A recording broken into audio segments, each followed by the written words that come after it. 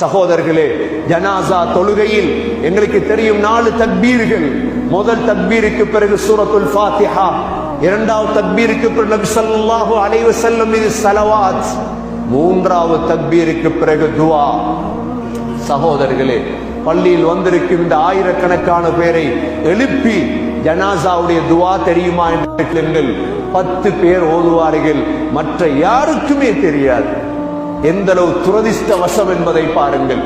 சகோதரர்களே, ஜனாசாவுடைய துஆவை கற்றுக்கொள்ளுங்கள்.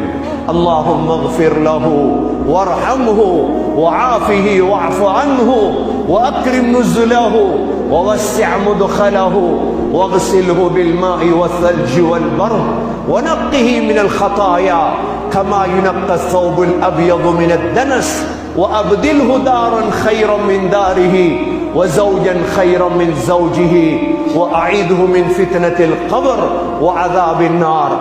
சகோதரர்களே, ஜனாசாவுடைய துஆவில் மாத்திரம் 13 துஆக்கள் இருக்கிறது.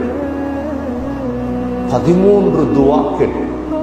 அதுல கூட உங்களுக்கு துஆ செய்யறதுக்கு மகன் கிடைக்கலண்டா அவன் மகனே இல்லை. உங்களோட மருமகன், உங்களுடைய சொத்து செல்வத்தை எல்லாம் அனுபவிக்கக்கூடிய மருமகன் அந்த துஆ ஓத தகுதியற்றவன் என்றால் உன்னை விட துர்ப்பாக்கியசாலி யாருமே கிடையாது.